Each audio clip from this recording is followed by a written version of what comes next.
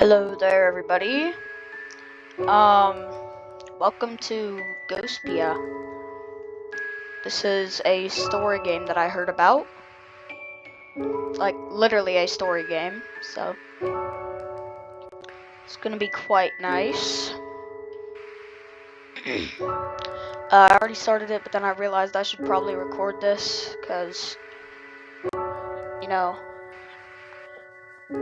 I don't know how big of a game this is. I think it should be bigger, like well known, so yeah, let's just skip right into it.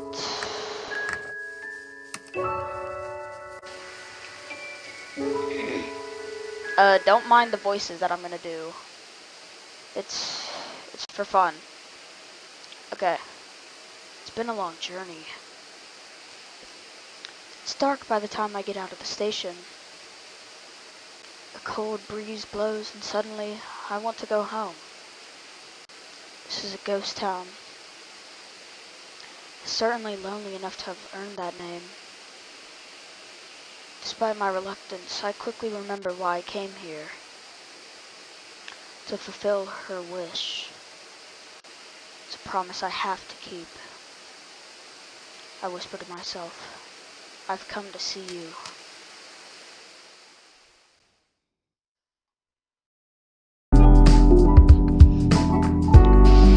Ghostpia presents Ghostpia.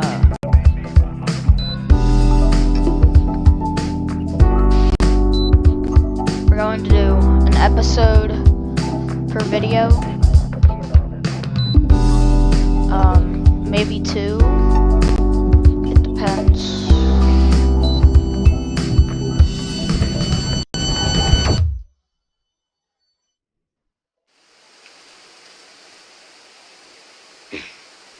It's been my dream to dream.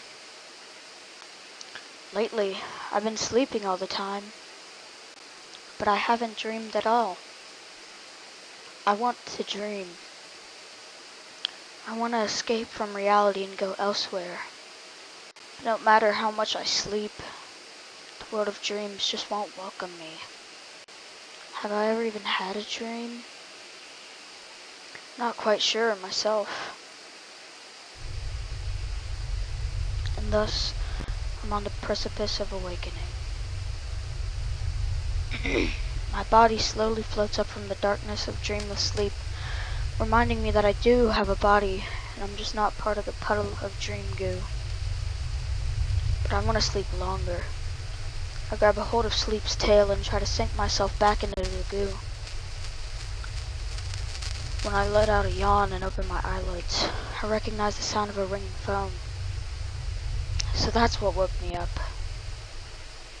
That trifling realization sent sparks flying into my brain, instantly casting aside my drowsiness. I've woken up once again.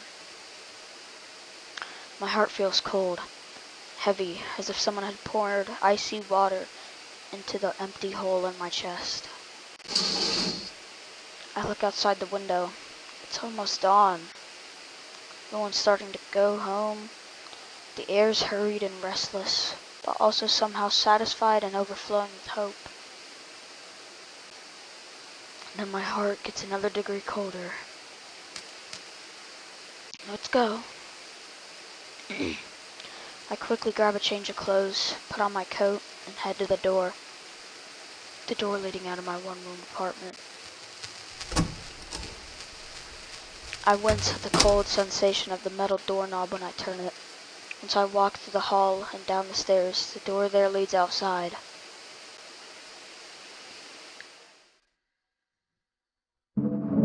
Shut up, Steam Achievements. It's the same outside as ever. Thick snow covers the ground, like always. Good thing I brought my boots.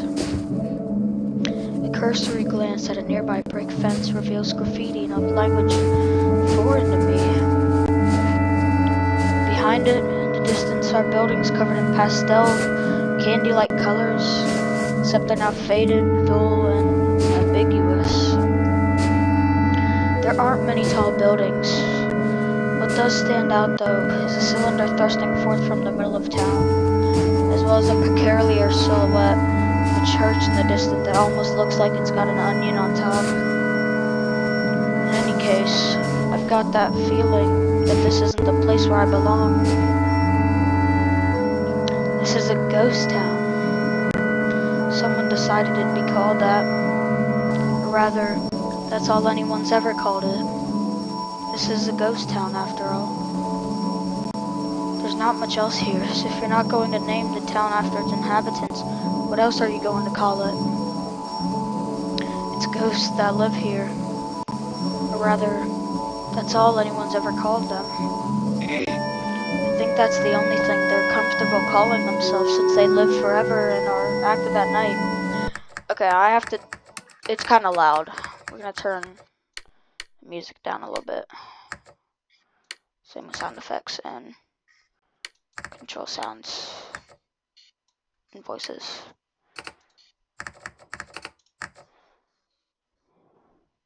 Yeah, this is good.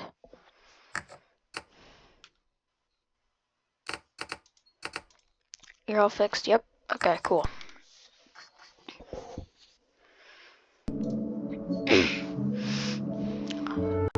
I think the only thing they're comfortable with calling themselves since they live forever and are active at night. I don't know if I already said that. They really are ghost-like in that sense. But I guess since the like part is off-putting, they've settled on just straight up calling themselves ghosts. Naturally, I'm a ghost myself. As dawn breaks and the ghosts go home, I head out into the ghost town. The horizon's starting to turn blue, so I'm sure it'll be dawn soon enough. I love this time of night, especially the sky. I do realize that I'm kind of basic for liking something as commonplace as the sky. But watching the pitch black expanse gradually fade to navy, then to blue, makes me feel somehow both excited and relaxed. I take a step forward, and I get confused. Why was I sounding so gloomy? I often space out and lose track of what I was thinking. I've been like this for longer than I can remember. I feel like a broken machine. If only I could keep these sad thoughts away. Not once have I ever been able to stop them. I start digging through my memory to try and remember what started that gloomy train of thought and walk outside half asleep. My feet just started walking on their own. Someone once said that the subconscious part of our mind is larger than the conscious one. I passed through the small gate of the similarly of a small apartment complex. There are many footprints left in the snow, but they're all footprints heading home in the opposite direction that I'm heading. It seems like that lonely thought has set my memory into motion. I remember now. Once again, I failed to dream. Then I got a phone call from that girl, which woke me up. I couldn't sit still, so I went outside.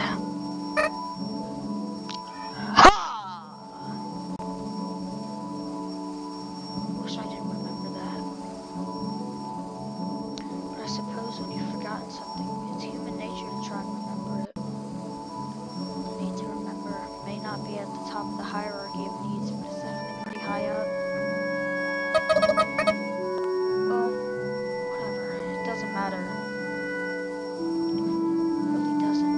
I mutter to myself as I tread through the snow. When I reach the road, the snow has already been cleared, making it much easier to walk. There's not another soul on the road, but I can feel the gazes of the ghosts from inside their buildings.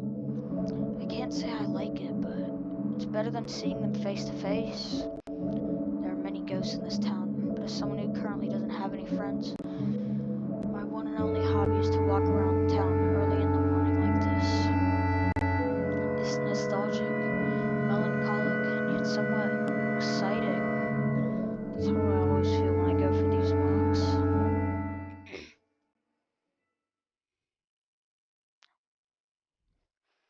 I walk through the shabby backdrop of the city streets until I turn the corner, and the scenery changes ever so slightly. I've reached the plaza in the middle of town. There are benches placed here and there, as well as the signboard of a cafe with a full view of the plaza. It's not exactly a place with a calm, relaxing atmosphere, and that's due to the overwhelming presence of something that's the opposite of calm and relaxing. In the center of the plaza is the indiscernible stone wreckage of what probably used to be a fountain, and sticking out of it is a gigantic metal cylinder with fins. It's been here for ages. The silhouette is simple and clear, so to its purpose. Destruction. Complete and utter destruction. There's no mistaking it. It's a missile. I have no way of knowing what sort of missile it is, but the fact of the matter is that it's a missile. Nothing more, nothing less. I don't know how long this town's history goes. Ever since it became a ghost town, the missile's been there. Apparently, since it hasn't exploded, it's probably a dud. Strangely enough, the missile is packed with the name of the ghost towns etched all over its surface like some sort of memorial. Naturally, my name's on there too. I have no memory of writing it there, and yet there it is. Like a signature on a shady contract I've been to sign and deceiving. I've been deceived into signing. Maybe I'd be a little proud to have my name here if I liked this town, but since I don't, it doesn't make me happy at all. Instead, it makes me feel like I've been bound to this depressing place. So, if anything, I find it disgusting. Sukiya kick! Take 2 or 3 steps back. Get a running start and give this missile a good kick. Specifically, I aim at the spot where my name is written. Someone speaks up from behind me. You idiot! What if it explodes? Shocked, I turn around to see a red-headed girl I recognize. She's a person, or rather a ghost, I'd rather not run into. Eep. Eep! There we go. That's one thing I haven't forgotten. What? It's not like it did anything. She may not have done anything, but I have, so I don't know what to say. Obviously, I'm not expecting her to do anything in retaliation. It's not like I hate her or anything. But I don't know if what I've done maybe was some kind of taboo. Whoa.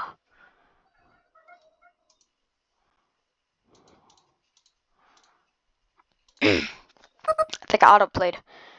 Ow, ow. So all I can do is let out a pathetic groan. Hey, wait! I turn around and make a break for it. I run shamelessly, waving around my arms and legs. Anya, that redhead, appeared right behind me. So I have no choice but to make a loop around the town that's roughly shaped like a circle in order to get back home. I try to run fast, but my body doesn't feel like it. I keep tripping and almost cry every time. But before I realize it, I'm back home. I close the door behind me. I finally snap out of it. I can almost feel the wind blowing through my stomach. Now that I think about it, I haven't eaten anything in a long time. Well, it's not like I'm gonna die or anything. I toss off my coat by the door. It starts melting from the bottom hem up. when an orange peel eats through a piece of styrofoam.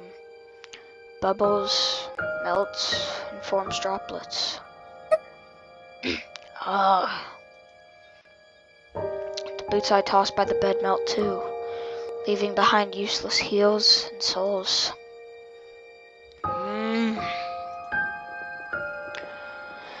By the time I toss myself onto the bed, even my feet start to melt.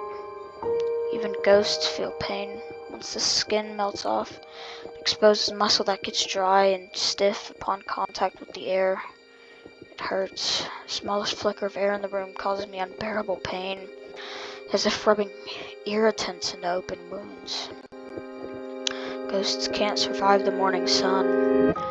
The reason I kept tripping over myself on the way here may have been a result of losing part of my leg muscles. Thinking about that possibility helps distract me a little from the pain. It's not as much of a problem as it may seem. It's no big deal, really.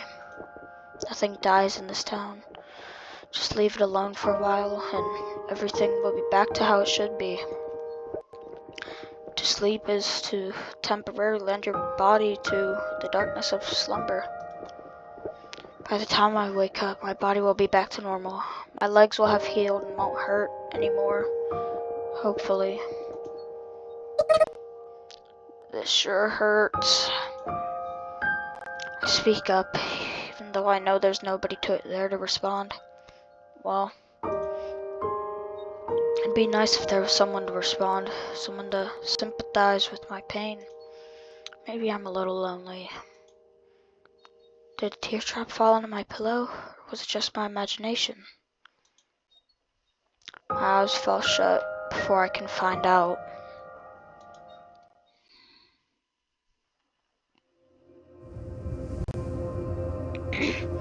I can see a town off into the distance. I'm heading there at full speed. To the right and to the left and right is nothing but an endless snow desert. Up ahead, railroad tracks stretch far into the distance. Behind me, the railroad ties blur together, which is a sign that we must be going pretty fast. At this speed, I should be feeling the wind onto my skin, but I don't feel a thing on my body. It's only now that I realize I don't even have a body at all. Without a body, I exist as nothing more than a perspective that's somehow chugging along the railroad like a train. Without a body, I don't get tired, so I just aimlessly watch the scenery flow by. Once I'm about a few kilometers away from the town, I finally recognize it. It's the town I live in. It's a bit of a relief. At least it's not some strange, unknown territory. Before long, my trained self will arrive at the station. But as I gradually slow down, my body doesn't feel a thing, not even momentum.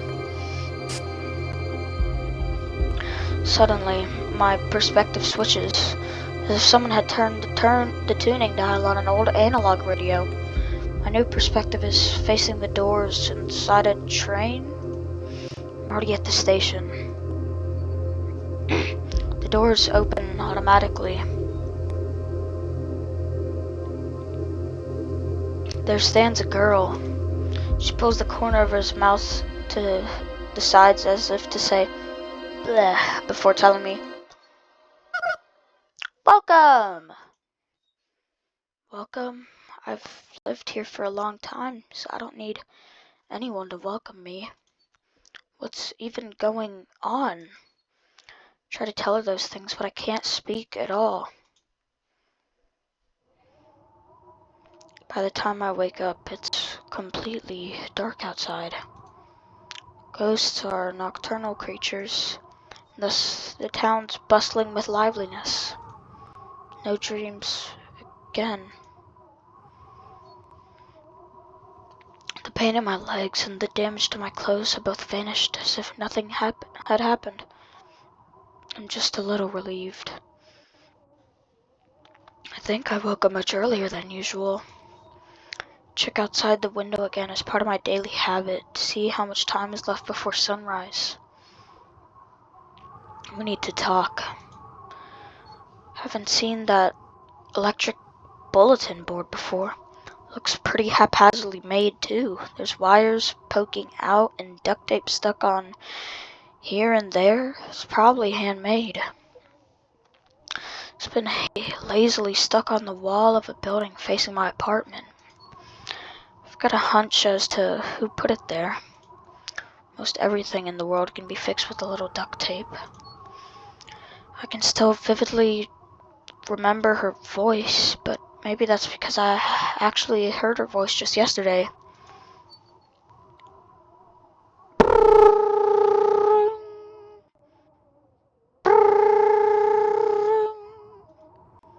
The phone starts to ring right on cue. Check to see if my socks are on and if my boots and coat are there. I comb my hair with my fingers, but it'll probably just get messy again. It's not like I've got time to fix it properly, though. I'm off. I turn the doorknob and pull hard. What? When I open the door, I see a ghost standing in the common area of the apartment hallway. Is she a grown-up child or a childish adult? By appearance, she could go either way, but if you ask me, I know she's the former. I think she's beautiful. Yoo-hoo! Even as she starts talking, she doesn't stop filing her nails. She's number 2 on my list of people I'd rather not see right now. If it's not obvious, number 1 on that list is that red-headed girl with a ghost named Anya. Pacifica. Long time no see, Sayoko. When I hear her somewhat friendly tone, it takes everything I have to keep my mind from unraveling. Pacifica's very smart. I get the feeling that all of this was part of those girls' plans to get to me. Those two know me. Probably have far longer than I've known them. I need to go on a walk. I know I can't oppose her, but I know I can't just not oppose her either. Listen to what I have to say, and you can go on as many walks as you'd like. I'm getting dizzy.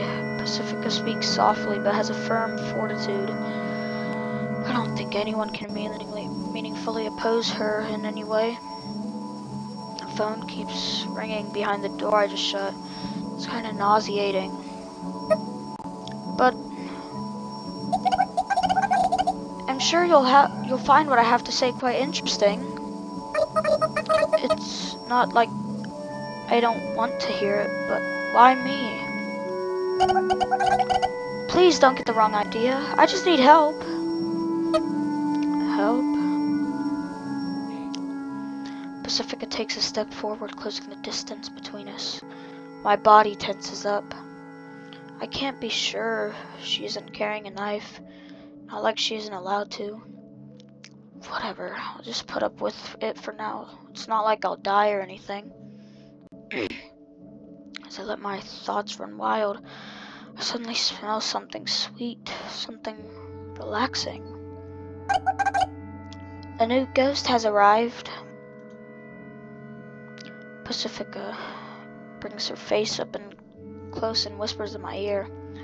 Sends shivers down my spine, blowing away both the nausea and the sleepiness.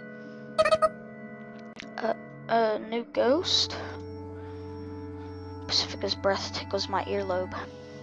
The tips of my toes tingle and my shoulders freeze in place. Oh yeah, I guess ghosts breathe too, huh? Shh, not so loud. It's still a secret. Don't whisper in my ear. Like I said, not so loud. Pacifica's only whispering in my ear for secrecy's sake. My ears are so sensitive I can't focus on what she's saying. Oh, okay, I'll listen. I'll hear you out at least.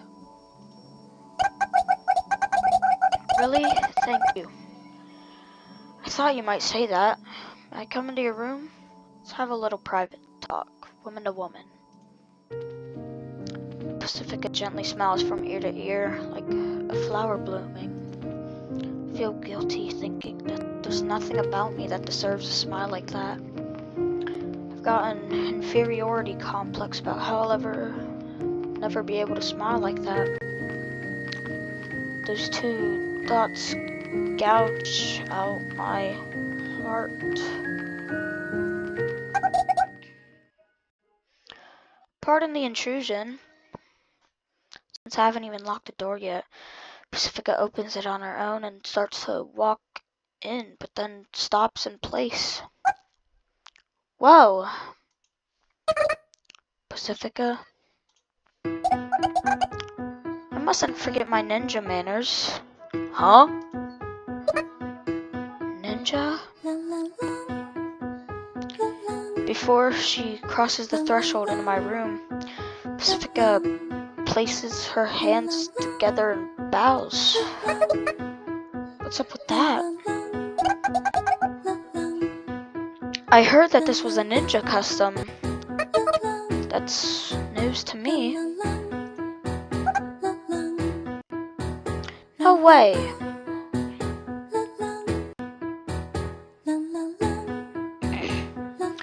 Apparently, I'd become known as a ninja in this town without even knowing it. It's kind of concerning in its own right, but for some reason it feels oddly satisfying to see Pacifica blush. It's a pleasant sight, I guess. Upon entering the room, Pacifica makes a beeline for the phone and picks it up. She simply says, "Yes, it's me. Yes, that's right. Yes, please wait. Goodbye." Then hangs up. I brought you something. Sorry, but could you boil some water? Place a pot on the stove and return to the table. Pacifica takes a bottle of instant coffee out of her handbag. And she takes out a tin of preserved biscuits. Ah.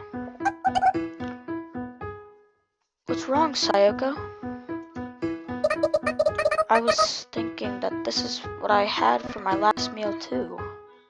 You mean when Anya made a mess on the crotch of her plain Jane overalls? Probably, yeah. How long ago was that? No idea. Well, I haven't had much of an appetite. It's not like I'll die anyway.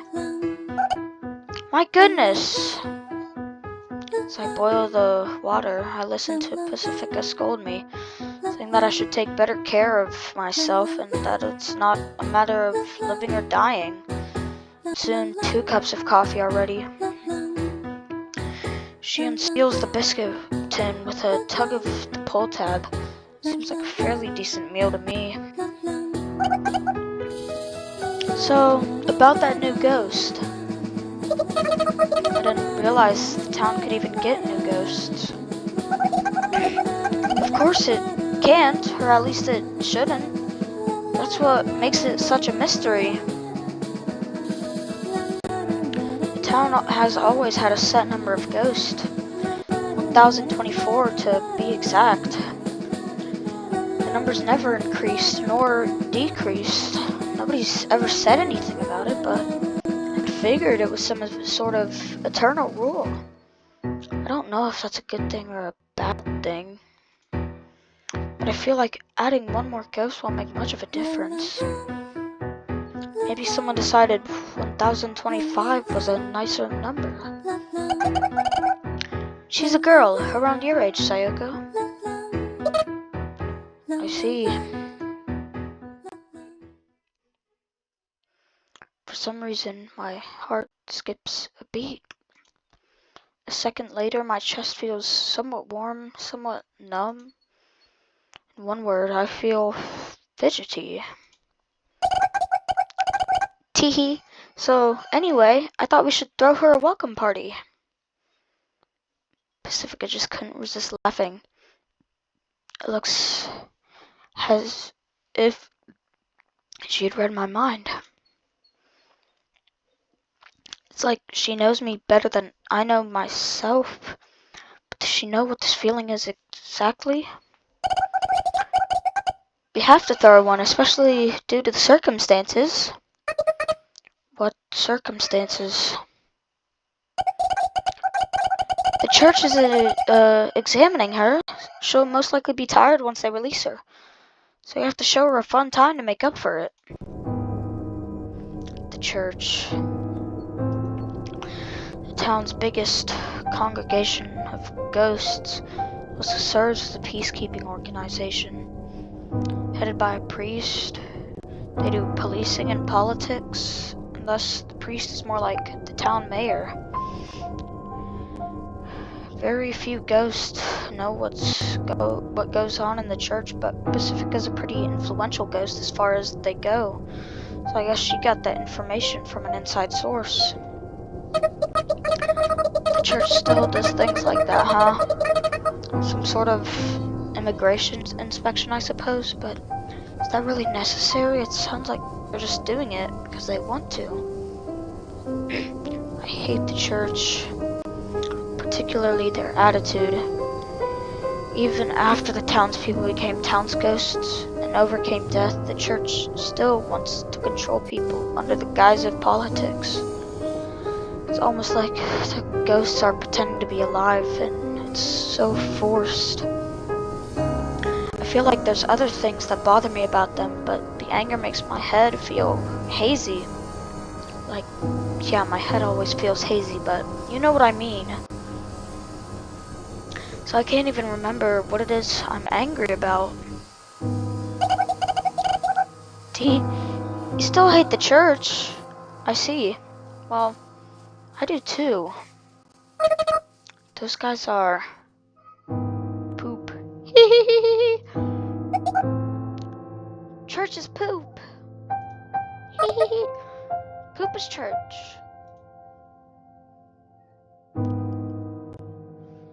Do the poop chant, huh? Good Steam achievement. The two of us laugh like two boys in uniform merrymaking while oozing with pure, unadulterated youth. Youth. It's not exactly a word that I can relate to. So, Sayaka, will you help me out? Oops. Okay, I'll help if I can. I don't like that. Thank you, I'm so happy.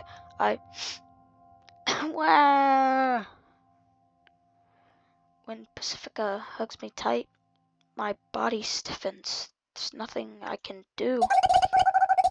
I figured I needed some sort of opportunity to do this, so I've been waiting for a long time. I'm so happy I could talk to you like this. Pacifica talks earnestly between sobs. That's right, well, she may act overly mature sometimes. That's all it is, an act. Everyone who's close to her knows this. Huh. I remember more than I thought. I feel happy that I remember, but it also feels odd that she's got some attachment to me. It's like a swirl of emotions, like a spinning barbershop pole. Pacifica's as gentle as ever. She hasn't changed, but what about me? I feel like I've changed a little. The same way milk changes after its expiration date. A change you can smell with a single whiff. I can't go back to being me. I suppose that's how I describe the way I feel. I guess I was just looking for an excuse. You've always been so close. I just needed a little courage to speak out to you. Oh, wow. There's nothing I can say. Being touched makes me feel safe. I don't want to let you go ever again. But at the same time, it also makes me anxious. After all, I have No idea how I could ever repay someone who makes me feel this happy. If I get too comfortable taking advantage of her kindness, she might start to hate me. I don't want her to hate me. I can't find the words to say with just a simple hug. These feelings are revolving around inside me. I'm just so afraid that I'll end up crushing this moment into dust. And just like that, the happiness has faded away completely, leaving nothing but coarse anxiety coursing through my heart. Am I just not used to dealing with kindness? Oops. Pacifica suddenly lets go. And for a second, I fear that my worst fear had come true, but the reality is slightly different. Sorry, Sayaka, but, what is it? Are you showering properly? You, kinda smell like spoiled milk. Oh, now that you mention it, I haven't showered since the other day. Which other day? Which other day? You know, when Anya spilled coffee on those ugly overalls of hers. The poop talked! Pacifica leaps backwards away from me. There's a look of fear on her face that she probably wouldn't want anyone else to see normally. I mean, if nobody's gonna come see me and the air's not humid, then why bother showering? What happened to I don't want to ever let you go ever again? Who asked you, you 100-year-old poop? It's been 100 years? The very concept of a calendar has disappeared from this town, so time has become incredibly ambiguous. Individually, a day is simple to track, but as the days pile up, it's impossible to keep track of months and years. I'd have an easier time counting the sand in the desert and, of snow surrounding this town, one grain at a time.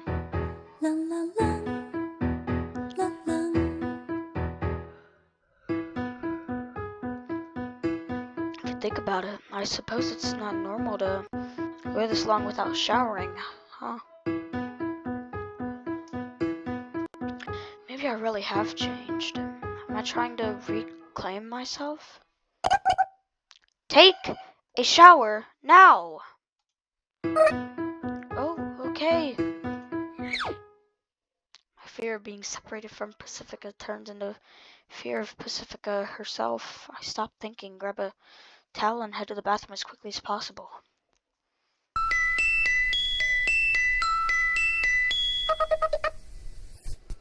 Ghostpia Season 1. It's almost dawn. I don't think I've ever gone outside around that time before. The snow seems a little soft and hard to walk on, perhaps due to the rising temperature. Ah, Sayoko! Pacifica. Looks like I wasn't the only one called here. I see. Guess that makes sense. The time has come. Is it done? I wonder. Oops. This freaking chud stuff. Stupid scroll wheel. I hate the scroll wheel.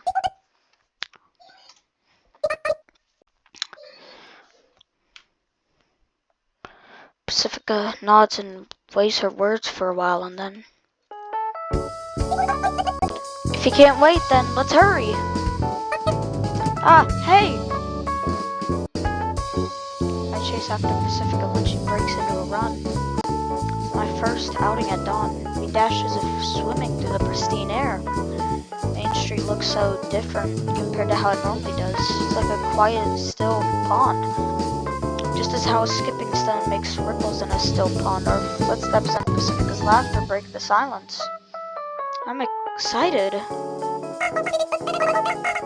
Wow, Not that I mind, but why are you out of breath?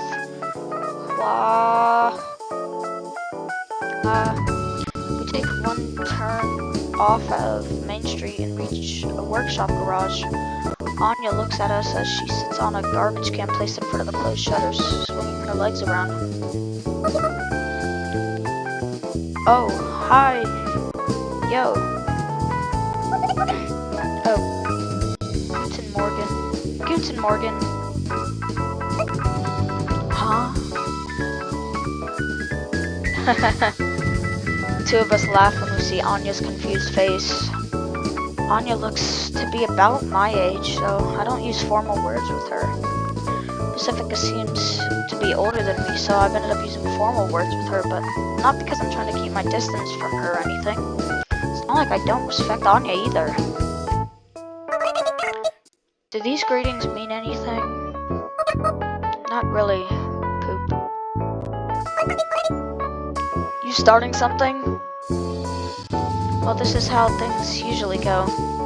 Though something special is waiting around just around the corner. Doesn't mean things will suddenly change between us. Well, whatever. I'm tired, so let's get down to business.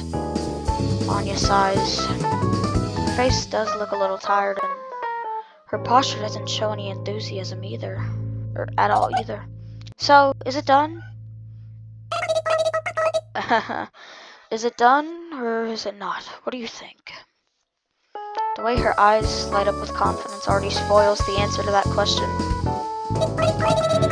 It's done, I did it! You wanna see? You wanna see it? I wanna see it.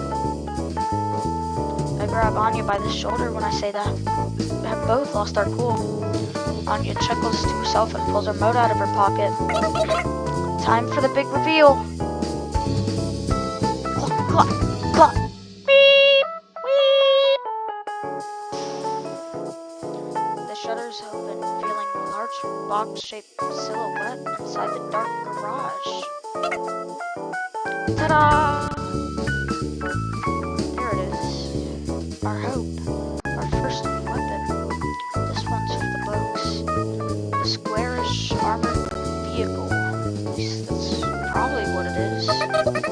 Wow, that's amazing, Anya. Indeed, I'm impressed. We walk inside the large, spacious garage storing the armored vehicle and pat its frame. I'm not a car person, but I can tell that it's a reliable machine.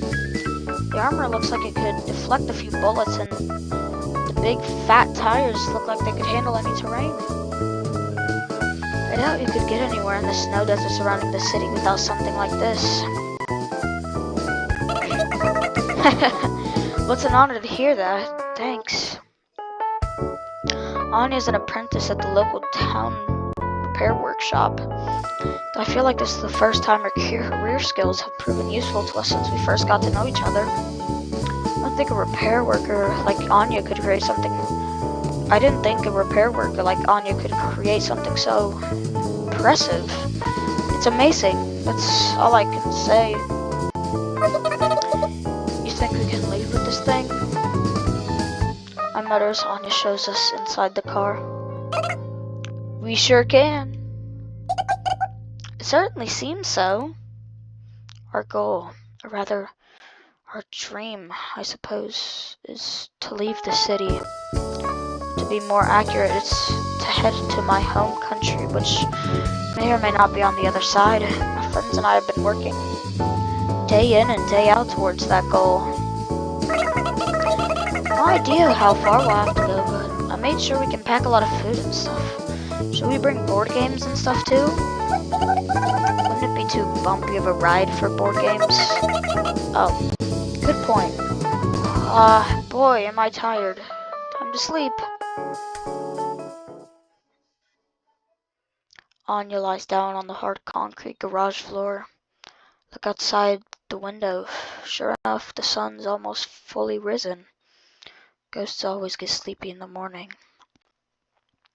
They can barely stay awake up until early morning, but even that's cutting it close. Ah, no fair, me too. Pacifica lies down next to the already half asleep Anya and curls up. They look so comfortable. It makes me want to lie down next to them too, but there's something I have to do before that. I get the garage shutter remote. Also pick up a thick blanket that Anya must have gotten ready for this little sleepover. Hey, come on. It's going to be cold if you just go to sleep like that.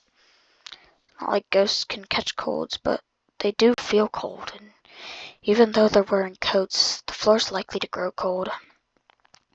I press the button on the remote, and the shutter shuts with a rattle. I lie down on the concrete floor and loosely spread out the blanket. Say, Anya. What? Did your boss help you? Not really. Doesn't matter either way, but... Huh?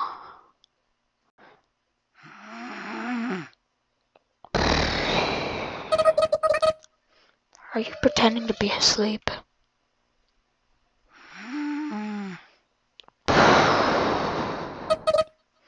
Well, whatever. We share our warmth underneath the blanket as we drift off into sleep. Eventually our consciousness melts as we all enter one dream. If only a dream that's more like a pipe dream. Drip. With that last thought, I sink deep down into the ocean of sleep. My vision blurs as if crossing the surface of the water. My eyelids are heavy, so heavy they start to sink. They start to sink by themselves. But right before they close in the sliver of my dim vision,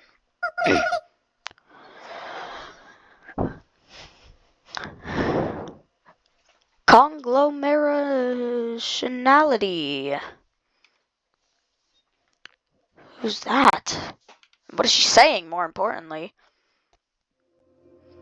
We walk around the street at night. In other words, during peak ghost activity hours. Never thought I'd walk around the streets underneath a pitch black dark sky again. You didn't have to be so nervous. You don't have to be so nervous. You know? Sorry, but what? I can't find the words to continue. Our conversation fades into the air like smoke. Once I finished taking a shower, Pacifica said, "Let's go to the station. I'm not sure there will be help. I'm not sure going there will help us prepare the welcome party for the new ghost. In fact, that station's such a far walk away from my home. Doesn't help my enthusiasm either. My worst fear turns out to be accurate. Every ghost we come across gets out of the way when they see us, or rather, they see me. It's clearly not out of kindness nor respect. The ghosts fear me. Complex emotions weigh down my heart. Resignation. I don't blame you. Sadness. Don't look at me like that. Indignation. You're already dead. What do you even have to fear? Or is it like indignation? I don't know. I hate this. Unable to describe my jumbled up feelings, I say something embarrassingly ambiguous. I don't know if I should be apologizing, but I'm sorry. No, I wasn't blaming you or anything, Pacifica. The Pacifica smiles, her eyes narrow. Sign that I clearly haven't cleared up the misunderstanding. I curse my poor language skills. Can you hold my bag? I nod absent-mindedly and take Pacifica's handbag. The station's pretty big. Must have been an ostentatious building in its heyday. But it's hard to imagine what it used to look like now that it's an abandoned wreck. Most of the lights are broken, so it's incredibly dark inside. It's not impossible to walk here if you try enough, but it makes me wish I had a light. A few lights that remain intact are enough of a hindrance that your eyes can't adjust to the darkness, so anything that's in the shadows is completely dark. Pacifica strikes a match and lights an old-fashioned lamp. Pacifica's rich enough to buy high-luminance LED lamps or expensive, high-power wearable lights, or at least I think she is. But for some reason, she's using a lamp. Has she always been like this? I don't remember, but I feel like there's a memory like that locked away somewhere in my brain. It feels odd, but it doesn't matter. The station appears to have been a terminal.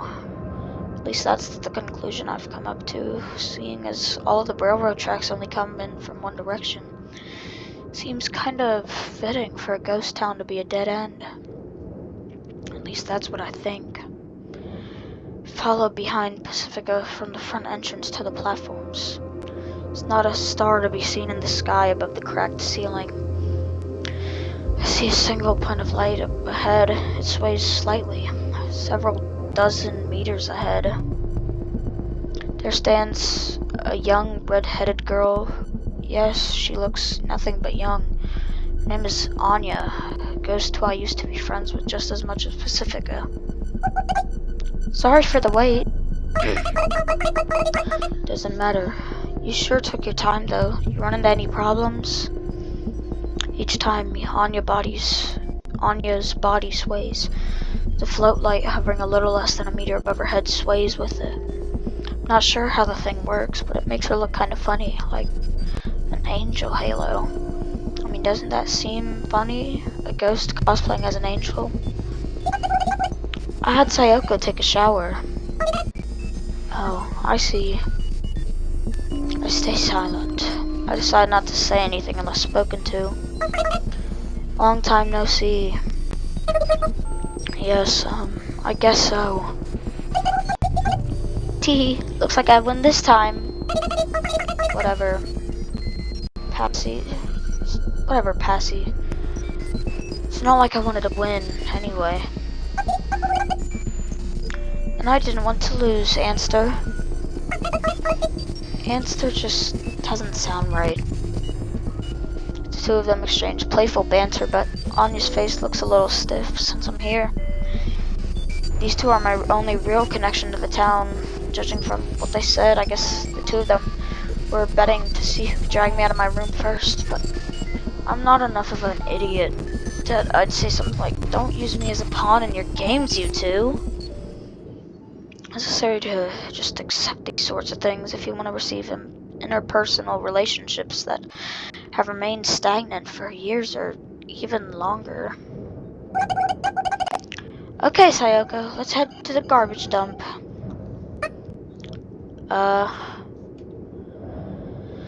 Why the garbage dump? I want to ask, but instead I stay silent. I don't want to disappoint them. Despite the things I say, I dream of reviving our friendship. Okay, let's go.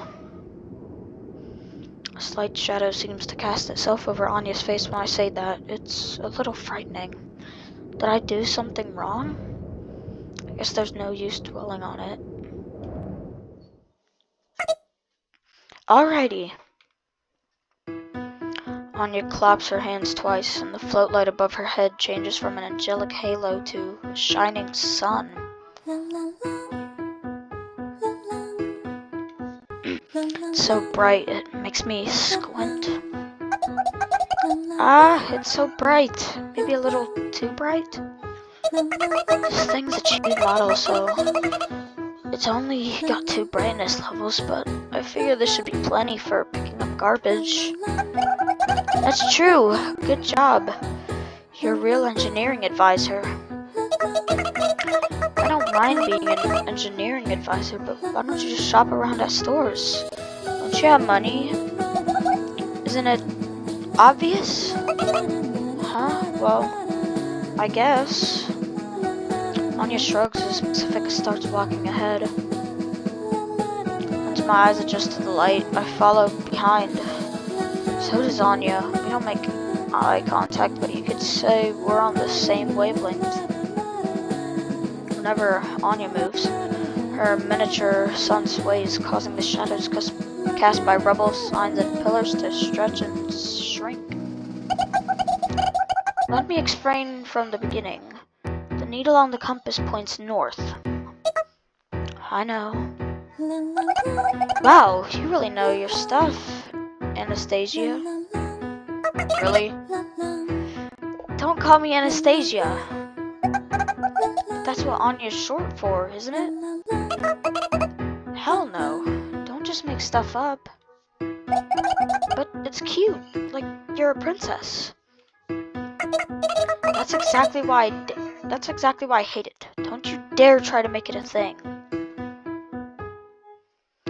We quickly backtracked the way we came. Thanks to the intense light, it's much easier this time. Still pitch black outside the station. I get a little dizzy thinking about how long the night is. Anya claps her hands twice and the light fades. The light's mechanical core plops onto the ground. What a convenient little thing. Probably too expensive for me to afford though. Then again, I guess I can't afford anything since I don't have a job. Apparently the new girl's being interrogated at the church. Yeah, I know. That's all we know. I'm thinking that even after she gets released, her reputation with the church will remain sensitive. And if we go shopping for her, it may sour the shop's reputations with the church. Oh. Maybe it's different with your shop, but things could get complicated with other shops due to the church's strong influence on the economy. It's important that we care for the new girl, but we shouldn't cause trouble for other people. For other people either, right? Pacifica breaks into a smile. I like this smile more than that flawless forced smile she makes sometimes. Who cares? Rude. Shut up. As those two talk, we eventually reach the garbage dump. It's near the station, so it doesn't take long. Now that I know the garbage dump was our destination, I guess it makes sense why I ended up in the empty station. It's the perfect meeting place for an outcast like me. It's easy to think when you don't talk. Isn't that right, Sayoko? Huh? I was just saying, it's been years since we've walked around like this. I suppose so. Did you look at that? Anya's facial expression changed again, I think. I guess I can still tick her off, even talking as little as possible. It's been hundreds of years, hasn't it? Has it been that long? I think so. Okay, then let's go with 9,999 years. What? I don't get why that quip's gotten so popular. I don't like it one bit. This conversation's reassuring in two ways. First, it's reassuring to know that my presence doesn't immediately ruin the mood. And second, it's reassuring to know that I'm not the only one who lacks a time of sense. Now that I think about it, I don't think I've ever heard anyone else talk about it, but maybe I just don't remember. My memory's pretty much just a vague puddle in the back of my skull. Maybe it's just because it's just common knowledge. Maybe I've even forgotten what common knowledge is. Sayoko? Yes? Pacifica's voice snaps my inward focus, consciousness back to reality. When I snap back to reality, oh, there goes gravity. There's a tall chain link fence standing up before us. Part of it is made to open up like a door. It's the entrance to the garbage dump. It doesn't look like it's locked, so we easily get inside. It's not like this place is off limits or anything, right? Nah. Garbage collection isn't like exclusive merchants or something. The boss and I come here for parts sometimes, too. Huh. Really? Have you been here, Sayoko? I come here occasionally. The garbage dump is the alpha and the omega of this town. From garbage you can come, and to garbage you shall return. It's almost like the opposite functionality of a real garbage dump. Ghosts can't keep more than what they need. Any excess, be it accessories or furniture, suddenly disappears when forgotten.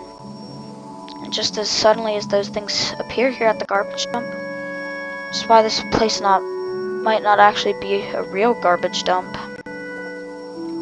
It's the same thing with ghosts. We just happen to call them that, but nobody knows if that's what they really are.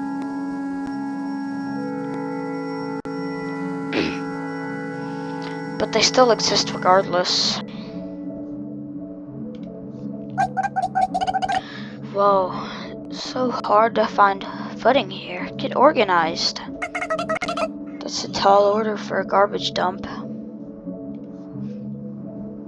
Anya turns on her light again as we carefully trudge over the piles of garbage.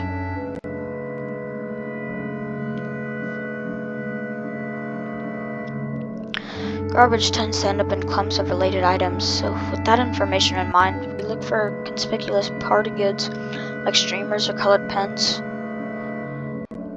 I find some sort of canned fish at my feet, so I pick it up and put it in my pocket.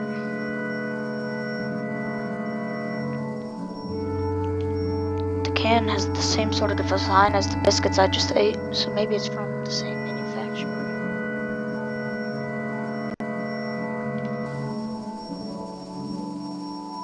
That's right, even food is a part of the cycle. Everything, and I mean everything, cycles back around to this garbage dump. The can of biscuits we just ate is probably back here too. Biscuits and all.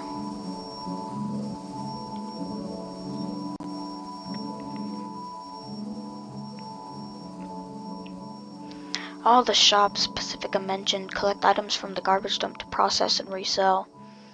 Ghosts rummage through this garbage dump and live modest lives based on their needs, just as they always have, and probably how they always will too. You could say that for ghosts, this place is like a bountiful ocean. I suppose that might be why it's relaxing to come here. Here you can find anything as long as it's not living. I feel like I've heard that from somewhere. I feel like I've heard something like that from somewhere before. But who was it that said it again?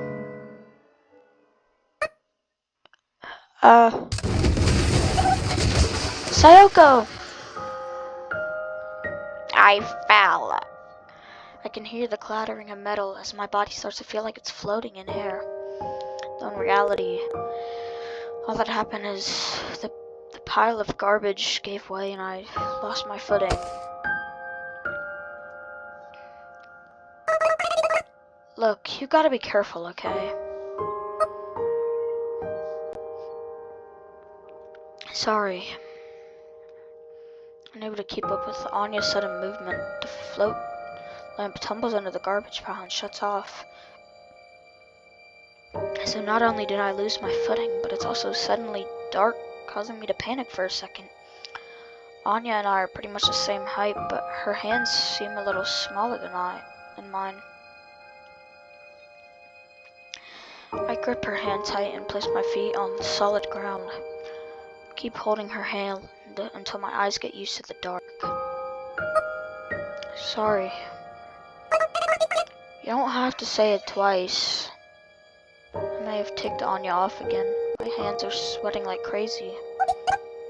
Oh, it's the car! Pacifica murmurs. The fallen garbage reveals what was hidden underneath. Jutting out of the pile of garbage is a rusty station wagon. There's no way this is stable footing. That car thing was a whole ordeal. It took until morning to work on it that one time. Only now does Anya look me in the eyes, as if peering into them.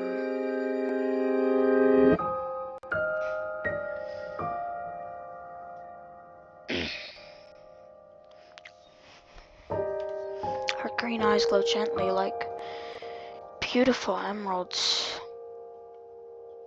Her hands start to feel warm. Oh, no. Oopsie. Her hands start to feel warm. Though I guess it was always warm and I'm just only now noticing it. I relax just a little bit. What car? With one careless word, I extinguish that light. The warmth in my hand quickly fades, though that shouldn't be a surprise since she had shaken off my hand, exposing its damp surface to the cold air. Don't you remember? Even you should. No. Wait, I remember, honestly. We tried to leave by car, didn't we? I'm flustered. So flustered, so I get dizzy. Frantically search through my memories for what I should know, for what I shouldn't ever forget.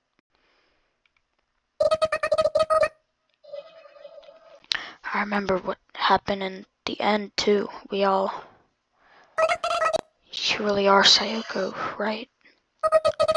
Of course, I'm me. I haven't changed. I'm me, I think. But am I really? There's no way that I can't be me, right? But for some reason, I'm not so confident. Be confident if I had something to prove my own identity, right?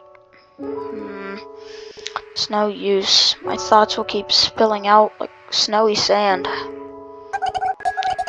Does Sayoko change into something else if you leave her alone? Like cheese? Pacifica gives off a somewhat exaggerated laugh as to say, well, she did smell like spoiled milk. If Pacifica didn't come to my rescue there, I probably would have kept on panicking forever.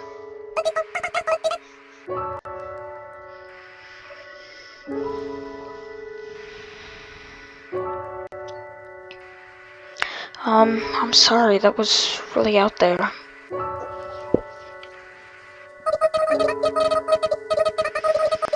No, I should apologize. We all tried to leave town together, didn't we? We used the car that you remodeled. Sorry, I keep spacing out lately.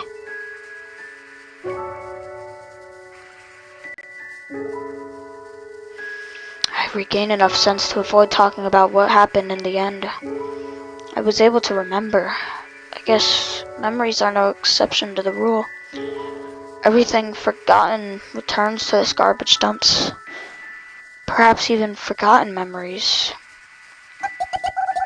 That's right, we tried to go to the other side. Pacifica points to the ever-expansive snow desert.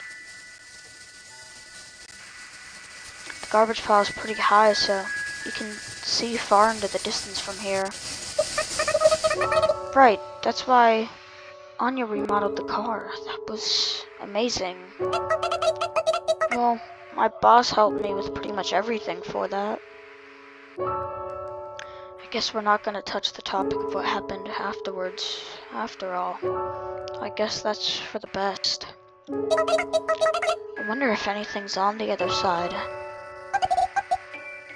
Maybe there isn't anything. But maybe there is. We'll have to go find out. The snow desert softly sparkles as it reflects the town's lights. We all look at it silently. So, about the new girl. Pacifica breaks the silence. I hope we can get along with her. She sounds somewhat sad, but not reluctant. Lonely, yes, that's the word. That's how I'd describe the look on her face. I'm sure she'll be nice. Don't worry, it'll be fine. Anya speaks up as if to assuage her concerns. She's got a similar look on her face. Makes me worry if I should, too. There's still plenty of time before dawn. Maybe I'll just sit down and gaze across the desert for a while. I can't peel my eyes off of the black and white horizon. It's almost spellbinding. Maybe we're on an island. A small island in the middle of a white snow desert sea. Help isn't coming. Americas beyond the sea, civilization has already fallen. Tee-hee. I smile at the strange thought, a smile of relief, even though the thought isn't relieving at all. I can sense Pacifica smiling, and eventually Anya smiles too, as if unable to handle the peer pressure. Guess it's obvious that I'm smiling, but it doesn't feel bad at all. Try to play it cool and keep staring out across the sea. The other two watch as well. It's a beautiful night. We may be sitting in piles of garbage, but it feels like a beautiful night nonetheless.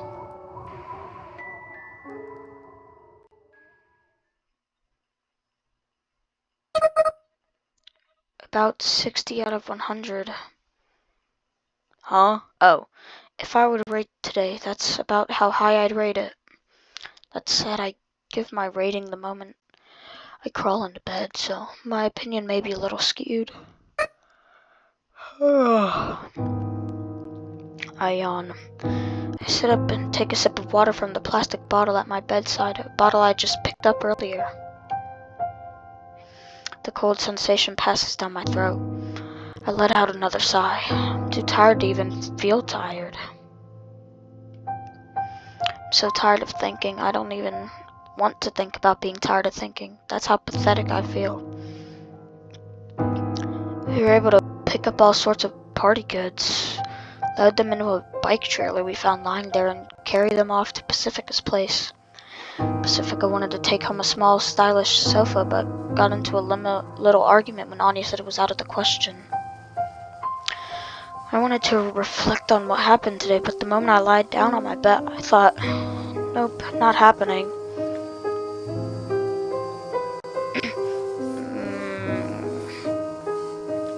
I try stretching, but to no avail. It only makes it worse, if anything. The intense sleepiness quickly crushes my consciousness. So quickly, I don't even have time to think about what crushing a consciousness means. Good night.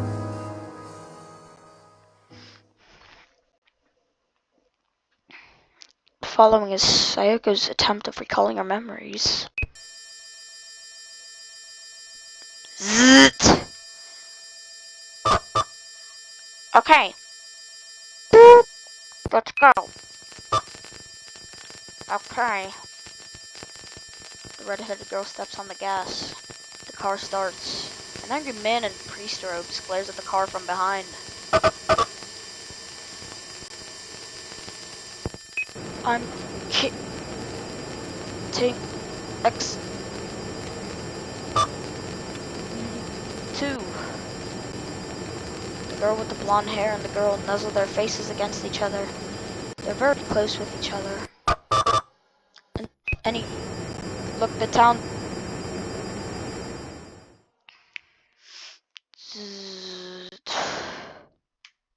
Another memory. In the middle of the snow desert, 3 girls.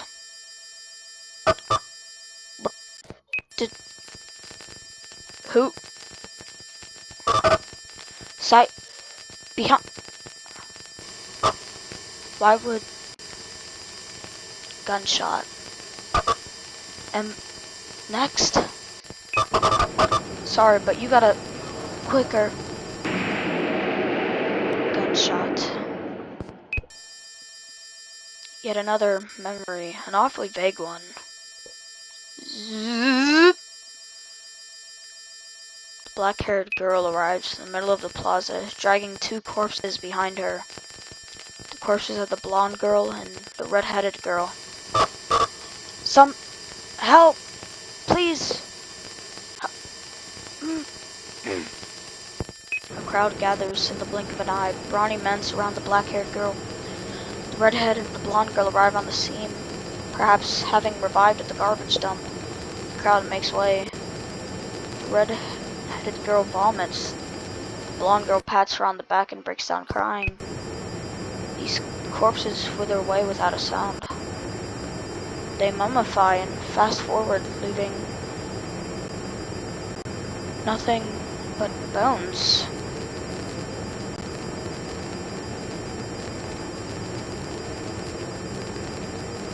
men lunge at the black-haired girl.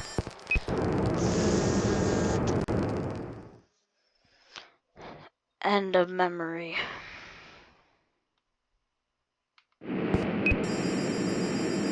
The plaza is covered in the blood of ghosts. That's apparently what happens to ghosts when they die.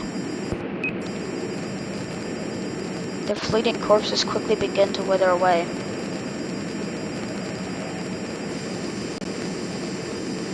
They grow cold from the head down. Whoa. Whoa. Whoa!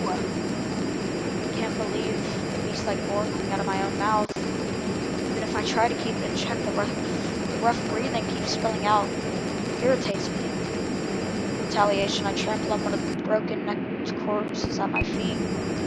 Barely intact neck makes a nice squishing sound when I stomp through it onto the ground. Ha! Ha! Ha! Ha!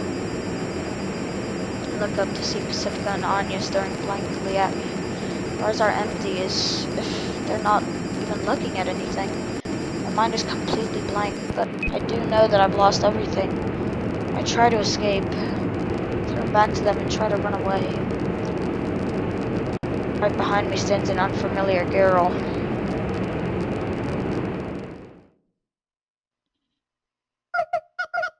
You must be lonely. Lonely. That's what the girl said. That's the one word I wanted to say more than anyone else. I feel as if I've cried. Maybe I did really cry this time.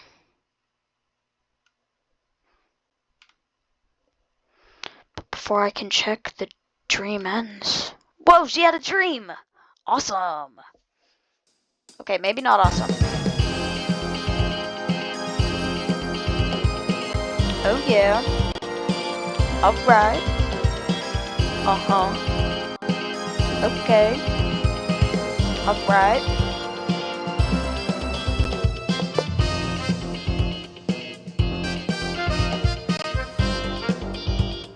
Alright.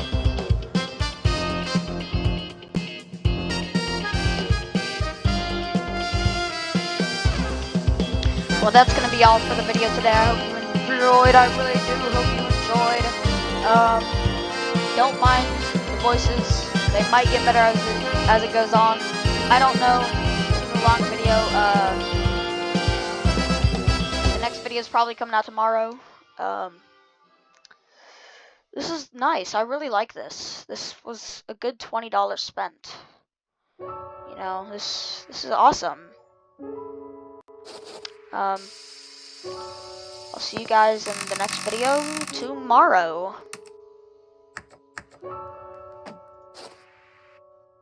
Bye.